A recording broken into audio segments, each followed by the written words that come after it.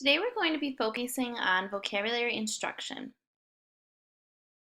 The reason I wanted to focus on vocabulary instruction is based on our 2015-2016 report card. So this diagram is basically a summary of the report card grades that we have received. And as you can see, there are a lot of A's and B's, a few D's, and then there is an F. So what does this mean? Overall, the district has performed well. We received a B in both achievement as well as progress and an A for our graduation rate. And then there was a C in prepared for successness. The areas that we scored the lowest in included closing the gap, where we were scored an F, and the K-3 literacy score, which was a D. So I want to talk about our needs. I think our largest need is the closing the gap, which we received an F. And although as a district we performed well, we have several areas for improvement, and one of those areas includes closing the gap. So what that means is we have struggled to reach the lowest achieving students. Here we have a map, a little diagram that kind of explains the score we received and why we received it. As you can see here, our Asian Pacific Islanders scored above our annual measurable objectives. And then the next three categories were very close, if not, did they not hit it. Now, as we continue to go down, the scores drop, with our lowest score being our students with disabilities. So within the English language arts strand, our lowest groups include students with disabilities, multiracial, and economically disadvantaged students. What now? So now is the time to determine how to best reach and make a difference for our neediest population.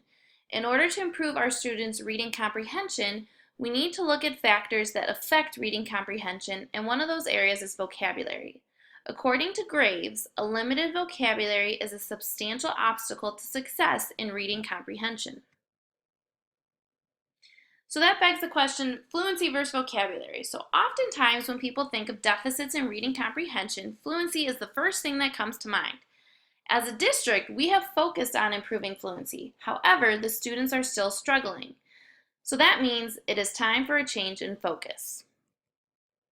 According to Clemens and Simmons, although fluency serves as a predictor of comprehension in the early stages of reading, vocabulary is a significant factor in developing comprehension in later elementary and middle school grades.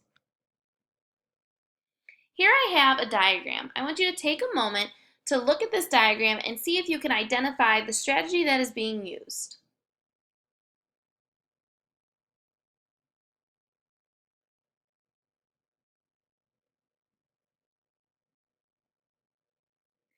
If you guessed semantic mapping, you are correct. Semantic mapping is basically where you focus on a particular topic or vocabulary word, and the student then uses their schema or background knowledge in order to give information about that topic. And according to Little and Box, research has shown that the use of pre-reading activities such as graphic or advanced organizers can positively affect student acquisition of vocabulary and meaning when reading new concepts presented in text.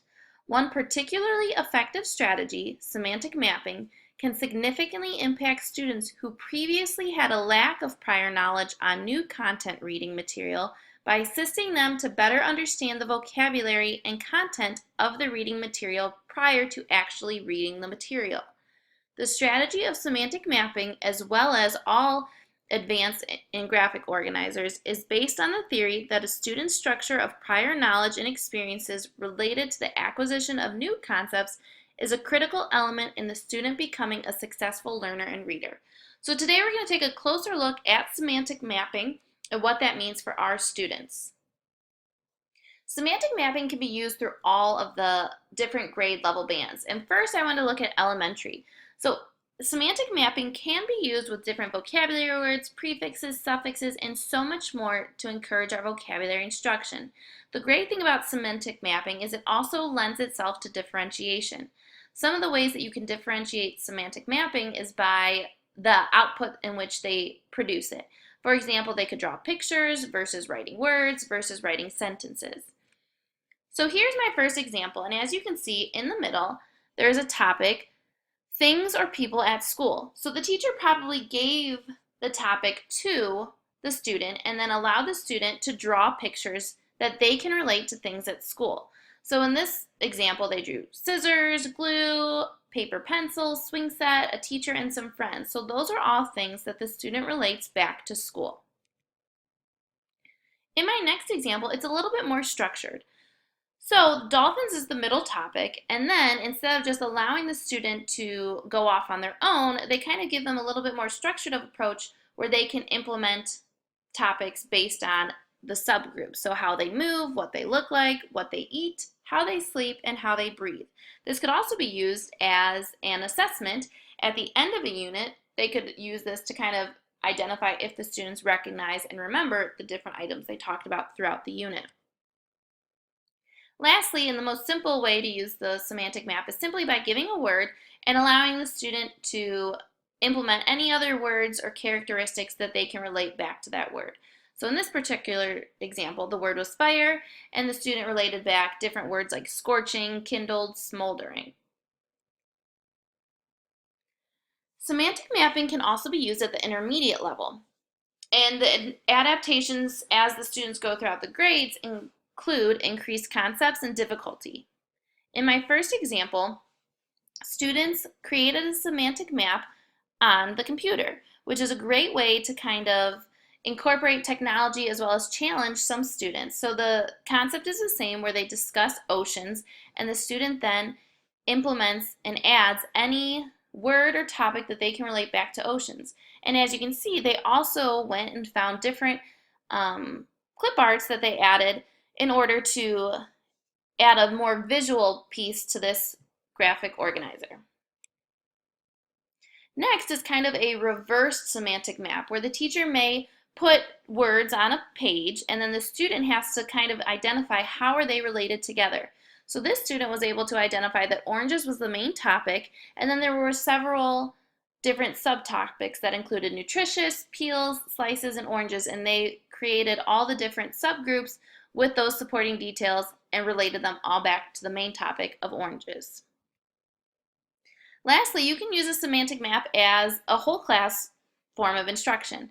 So they were learning about the word record, and in this example, they learned the many definitions of records. So they learned about athletic records, health records, a record player, a song record, tax records. So for some students, this might be a great way to open up more information about a particular word. And when you do it with a group, the student not only is able to build upon their background knowledge, but they can also gain more information based on other students' background knowledge within the classroom. Lastly, we have the high school level, and as previously stated, the students travel through schooling. The semantic mapping can be differentiated to become increasingly more beneficial for the student. So as they join high school, the topics get a little bit more difficult. So for example, this topic was all about digestion. And the other thing I like about semantic mapping is that the student can organize it in any way that they find beneficial. So in a lot of the other ones, it looks like there was just a circle in the middle and then some circles around the outside. But as you can see, this one's really elaborate where there's subgroups within the subgroup and more subgroups. So it really kind of lends itself to deeper thinking and taking the main topic and then really honing in on those smaller details that go along with that topic. Also, you could use it as a whole unit instruction. So if you're doing a unit about Pluto, maybe every day the students come in and they learn about a new topic. So the first day they learned about Pluto's name and they add some information to their semantic map about the name Pluto. Then the next day they come and they talk about characteristics.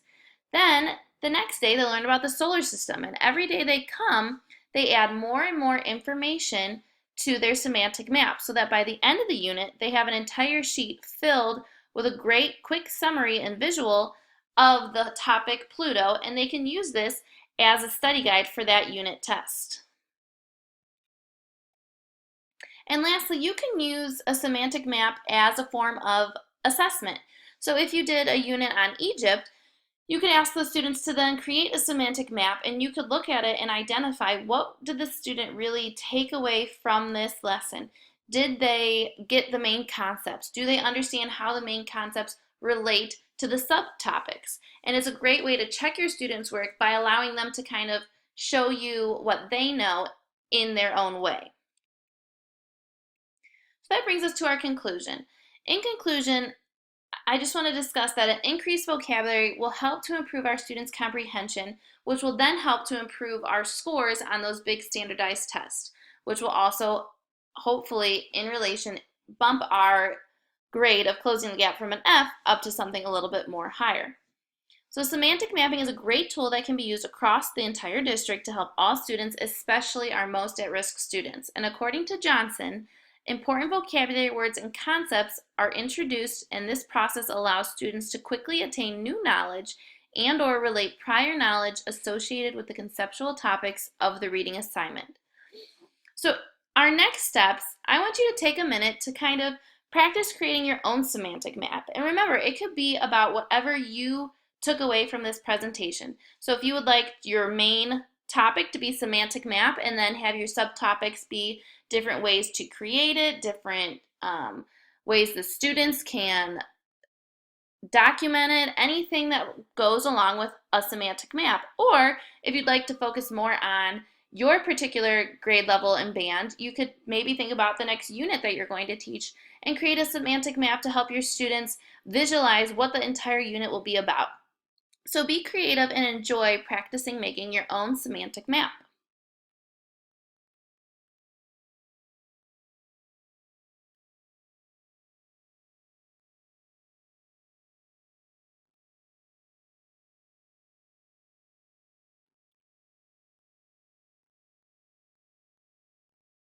If you need more time, please pause the presentation, or you can add more to your semantic map after the presentation is end.